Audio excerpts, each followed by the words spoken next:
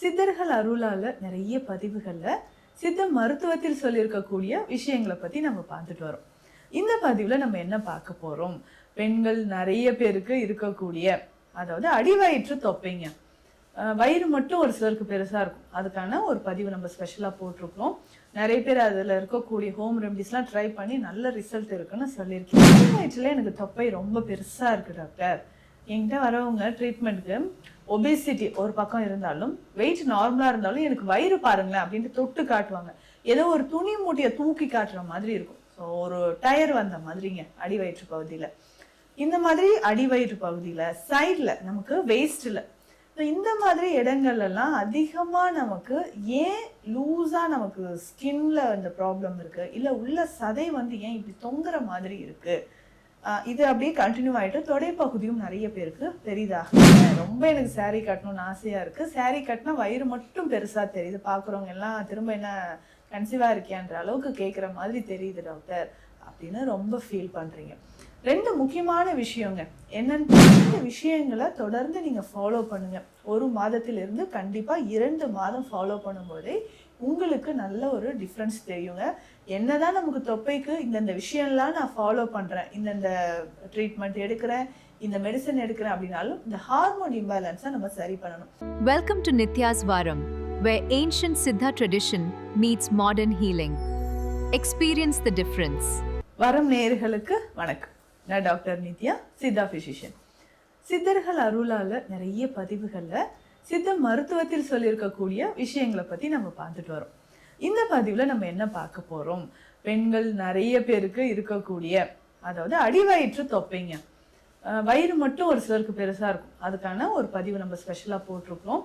நிறைய பேர் அதுல இருக்கக்கூடிய ஹோம் ரெமடிஸ்லாம் ட்ரை பண்ணி நல்ல ரிசல்ட் இருக்குன்னு சொல்லியிருக்கீங்க. இன்னும் ஒரு சிலருக்கு அடிவயிற்று தொப்பை, அதாவது இந்த 50 வயதை கடந்த பெண்களுக்கு, அபவ் 50 இயர்ஸ் ஆயிடுச்சுன்னா அடிவயிற்றுல எனக்கு தொப்பை ரொம்ப பெருசா இருக்கு டாக்டர். என்கிட்ட வரவங்க ட்ரீட்மெண்ட்டுக்கு ஒபேசிட்டி ஒரு பக்கம் இருந்தாலும், வெயிட் நார்மலா இருந்தாலும் எனக்கு வயிறு பாருங்களேன் அப்படின்ட்டு தொட்டு காட்டுவாங்க. ஏதோ ஒரு துணி மூட்டையை தூக்கி காட்டுற மாதிரி இருக்கும். ஸோ ஒரு டயர் வந்த மாதிரிங்க அடிவயிற்று பகுதியில. இந்த மாதிரி அடிவயிற்று பகுதியில சைட்ல நமக்கு வேஸ்ட்ல இந்த மாதிரி இடங்கள்லாம் அதிகமா நமக்கு ஏன் லூஸா நமக்கு ஸ்கின்ல இந்த ப்ராப்ளம் இருக்கு, இல்ல உள்ள சதை ஏன் இப்படி தொங்குற மாதிரி இருக்கு, இது அப்படியே கண்டினியூ ஆகிட்டு தொடை பகுதியும் நிறைய பேருக்கு பெரிதாக இருக்கும். ஆஃப்டர் டெலிவரிக்கு அப்புறம் இந்த ப்ராப்ளம் நிறைய பெண்கள் ஃபேஸ் பண்றீங்க.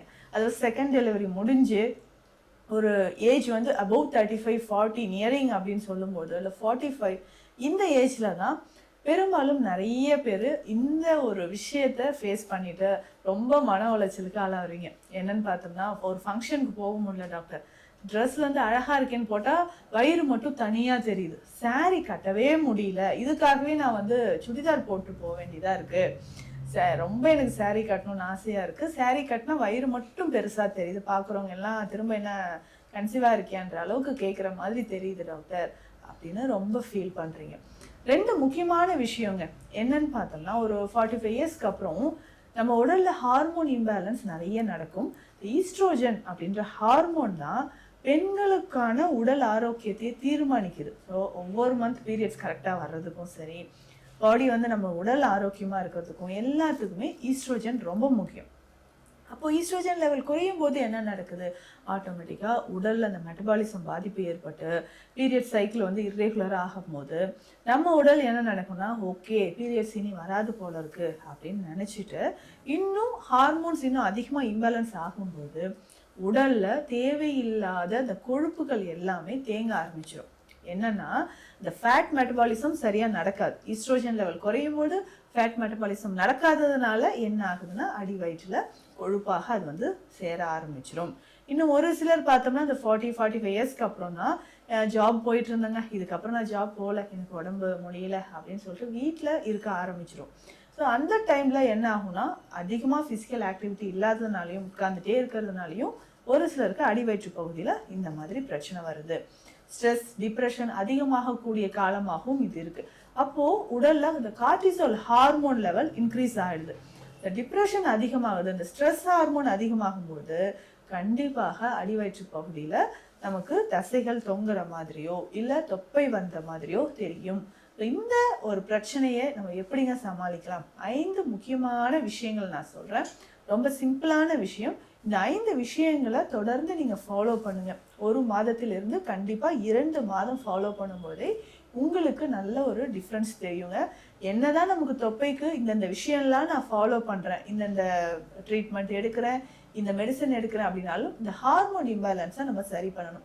நீங்கள் நல்லா கவனித்து பார்த்தீங்கன்னா தெரியும், அபோவ் 50 இயர்ஸ் 50 வயது கடந்த பெண்கள் நிறைய பேருக்கு மூட்டுக்கள் சம்மந்தப்பட்ட வலி இருக்கும், நீ ஜாயிண்ட்ல அதிகமான வலி இருக்கிறது, நமக்கு கால்சியம் லெவல் குறைபாடு ஏற்படுறது. இதுக்கு எல்லாமே காரணம் நம்ம ஈஸ்ட்ரோஜன் லெவல் குறையிறது தான்.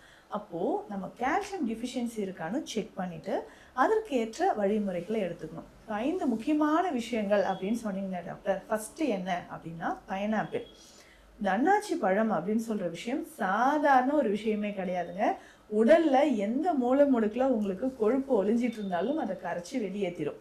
நிறைய பேருக்கு நம்ம சொல்கிற விஷயம் என்னென்னா, ஆர்ட்ரிஸில் கொழுப்பு படிஞ்சிருக்கா, இல்லை ஹார்ட் மசில்ஸ்லையோ இல்லை ஹார்ட் வெசல்ஸ்லையோ கொழுப்பு படிஞ்சிருக்கா, அதை வெளியேற்றுறதுக்கு உங்களுக்கு பைனாப்பிள் பயன்படுது. ரெகுலராக இது எப்படிங்க நம்ம எடுத்துக்கலாம்? இல்லை டெய்லி எடுத்தால் நமக்கு பாடி ஹீட் ஆகுமே அப்படின்ற ஒரு டவுட் இருக்கும். இந்த பைனாப்பிள் எப்படின்னா 2 ஸ்லைசஸ் எடுத்துக்கோங்க. இதில் கொஞ்சம் பெப்பர் அண்ட் சால்ட் போட்டுக்கோங்க. போட்டுட்டு 2 ஸ்லைஸ் நீங்கள் சாப்பிட்டுட்டு கொஞ்சம் வெந்நீர் குடிக்கணும். இதை ரெகுலராக எப்படிங்க சாப்பிட்லான்னா, வீக்லி 3 டேஸ் நீங்கள் எடுத்துக்கோங்க. மார்னிங் பிரேக்ஃபாஸ்ட் முடிச்சுட்டு இதை எடுத்துக்கலாம். அப்படி இல்லைன்னா இந்த பைனாப்பிள் அப்படின்னு சொல்கிற இந்த அன்னாச்சி பழத்தை ஒரு 5-6 ஸ்லைஸ் எடுத்து 1 லிட்டர் தண்ணீரில் போட்டு நல்லா பாயில் பண்ணிக்கோங்க. ஃபில்டர் பண்ணிடணும். இந்த வாட்டரை நம்ம குடிச்சிட்டு வரணும். 1 லிட்டர் அளவுக்கு வாட்டர் இருக்குன்னா எப்பெல்லாம் தாகம் எடுக்குதோ அப்போல்லாம் இந்த தண்ணீரை குடிச்சிட்டு வரணும். இது உங்களுடைய அடிவயிற்று பகுதி அந்த தேவையில்லாத கொழுப்புகளை கரைச்சி வெளியேற்றும். ஸ்டார்டிங்கே இதெல்லாம் நீங்கள் ஸ்டார்ட் பண்ணிட்டீங்கன்னா சீக்கிரம் நமக்கு அந்த பெல்லி ஃபேட் குறைஞ்சிரும். ஆனால் இதுவே ஏஜ் ஆகுது அப்படின்னு சொல்லும்போது உங்களால் வாக் பண்ண முடியாது, ஜாயிண்ட் பெயின் சிவியர் ஆயிடுச்சுன்னா அந்த வயிறோடையும் இல்லை உடல் பருத்து போயிடுச்சுன்னா அதோடையே நம்ம போராடுற மாதிரி ஆகிடும். இந்த பைனாப்பிள் ரெகுலராக நான் சொன்ன மாதிரி நீங்கள் எடுத்துக்கலாம். நம்பர் 2 என்னங்க ஃபாலோ பண்ணலான்னு கேட்டிங்கன்னா, புதினா இலைகள். புதினா இலைகள் கண்டிப்பாக அடிவயிற்று பகுதியில் தொப்பை இருக்குன்னா அதை குறைப்பதற்கு உங்களுக்கு பயன்படுதுங்க. புதினா இலைகளும் நீங்கள் பயன்படுத்தலாம். எப்படி? ரொம்ப ரொம்ப சிம்பிள். 2 கைப்பிடி அளவு புதினா இலைகள் எடுத்துக்கோங்க. இதில் ஒரு 4 கிளாஸ் வாட்டர் தண்ணீர் விட்டு சின்ன பீஸ் இஞ்சி 1 ஏலக்காய் போட்டு நல்லா பாயில் பண்ணணும். நார்மலாக புதினா டீ குடிக்கிறீங்கன்னா ஒரு 5-6 இலைகள் போடுவீங்க. ஆனால் இதில் அதிகமான புதினா இலைகள் 2 கைப்பிடி அளவு போட்டுட்டு இஞ்சி 1 ஏலக்காய் நல்லா பாயில் பண்ணிவிட்டு ரெகுலராக இதை குடிக்கணும். டெய்லி காலையில் குடிச்சிக்கிட்டே வாங்களேன், நல்ல ஒரு டிஃப்ரென்ஸ் தெரியும். இப்போ பாடியில் இது ஒரு ஸ்ட்ரெஸ் பஸ்டர்னே சொல்லலாம். ஏன்னா நைட்டு நிறைய பேர் சரியாக தூங்காமல் இருப்பீங்க, ஸ்ட்ரெஸ் உடலில் இருந்துக்கிட்டே இருக்கும். அது குறையிறதுக்கும் இதை நீங்கள் ஃபாலோ பண்ணிக்கலாம். டெய்லி காலையில் 4 கிளாஸ் தண்ணி விட்டுருக்கோம் இல்லையா, அது 2 கிளாஸாக வரட்டும். அதுக்கப்புறம் இதை ஃபில்டர் பண்ணி குடிச்சிட்டே வாங்க. நிச்சயமாக உங்களுக்கு உடலில் தேவையில்லாத கொழுப்புகள் வெளியில் வர ஆரம்பிச்சிடும். அடுத்து 3வது முக்கியமான ஒரு விஷயம் என்னென்னா ஏலக்காய். ஏலக்காய் எப்படி டாக்டர் பயன்படுத்துறது? சிம்பிளாக சித்த மருத்துவத்தில் ஏலாதி சூரணம் இருக்குங்க. இதை வீட்டில் நீங்கள் இந்த சூரணம் வெயிட் லாஸ்க்காக ரெடி பண்ணணும்னா நான் சொல்கிற மாதிரி ரெடி பண்ணிக்கோங்க. 100 கிராம் ஏலக்காய் எடுத்துக்கோங்க. இதை நல்லா வெயிலில் ஒரு நாள் உலர்த்தி அதுக்கப்புறம் லேசாக ஃப்ரை பண்ணி ஃபைன் பவுடராக பொடி பண்ணி வச்சுக்கோங்க. இந்த ஏலக்காய் பொடி இருக்குது பார்த்தீங்களா, இதனோட வசம்பு 100 கிராம் ஏலக்காய் பொடிக்கு 20 கிராம் வசம்பு சேர்த்துக்கணும். வசம்பு அப்படின்னு சொல்லும் பொழுதே பெஸ்ட் பிளட் பியூரிஃபையர். என்ன டாக்ஸின்ஸ் இருந்தாலும் அதை வெளியேற்றுறதுக்கு இந்த வசம்பு பயன்படுது. ஸோ ஏலக்காய் பவுடர், வசம்பு பவுடர் 2 மிக்ஸ் பண்ணிட்டோம்.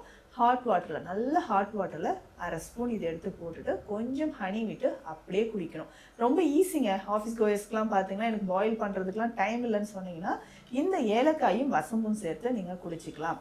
நல்ல ஹாட் வாட்டரில் போடுறீங்க, மிக்ஸ் பண்ணுறீங்க, கொஞ்சம் ஹனி விட்டு காலையிலையும் ஈவினிங்கும் குடிச்சிக்கிட்டே வாங்கலேன். ஸோ அடிவயிற்று பகுதியில் தொப்பை அப்படின்னு சொல்கிற ஒரு விஷயமே இல்லாத மாதிரி ஆகிடும். அடுத்து 4வது முக்கியமான ஒரு விஷயம், ரெகுலராக இதை நீங்கள் ஃபாலோ பண்ணிகிட்டே வாங்க. அடிவயிற்றில் நம்ம அப்ளை பண்ணக்கூடிய தைலம், அதில் தான் குமரி தைலம் அப்படின்னு நம்ம சொல்கிறோம். ஸோ நிறைய பேருக்கு இந்த அடிவயிற்று பகுதியில் தொப்பை அப்படியே தடவும் போதே, தொப்பையை மசாஜ் பண்ணும்போதே சொல்லுவாங்க, டாக்டர் இது எதுக்கு தேவையில்லாமல் இவ்வளோ பெருசு எனக்கு இருக்குன்னே தெரியலையே அப்படின்னு சொல்லுவோம். அது கரையிறதுக்கு உங்களுக்கு குமரி தைலம் ரொம்ப பெஸ்ட்டாக இருக்குங்க. ஸோ அடிவயிற்றில் நல்லா அப்ளை பண்ணிவிட்டு மைல்டாக கொஞ்சம் வெந்நீர் ஒத்தரம் கொடுக்கணும். ஸோ வாரத்துக்கு 2 நாள் இதை ஃபாலோ பண்ணிகிட்டே வாங்க. நல்லா உங்களுக்கு அடிவயிற்று பகுதி தொப்பை குறையும். 5வது முக்கியமான ஒரு விஷயம் என்ன தெரியுங்களா? ஃபிசிக்கல் எக்ஸசைஸ் ரொம்ப ரொம்ப முக்கியங்க. இந்த ஃபிசிக்கல் எக்ஸசைஸ் ரெகுலராக பண்ணிக்கோங்க. இதற்கான சில யோக பயிற்சிகளும் நம்ம பண்ணணும். ஸோ இது ஃபஸ்ட்டு நான் சொன்ன 3 விஷயங்களும் இன்டர்னலாக நீங்கள் எடுக்கக்கூடிய ஹெர்ப்ஸ், மூலிகைகளை பயன்படுத்துறது. இப்போ 5th நான் சொல்கிற விஷயம் கண்டிப்பாக இதை ஃபாலோ பண்ணணுங்க. நம்மளுடைய ஸ்ட்ரெஸ் குறையிறதுக்கும், ஸ்ட்ரெஸ் இருந்தாலும் டிப்ரெஷன் இருந்தாலும் வெயிட் போட்டுரும். அது குறையிறதுக்கு ஸோ காலையில் கொஞ்சம் நேரம் வாக் பண்ணுறீங்க இல்லை எக்ஸசைஸ் பண்ணுறீங்க அப்படின்னும் போது நிச்சயமாக உங்களுக்கு 2 மாதங்கள்லேயே தொப்பை அப்படின்ற ஒரு விஷயம் காணாமல் போகும். ஏன்னா நிறைய பேர் இதில் வந்து டிப்ரெஸ் ஆகிறீங்க.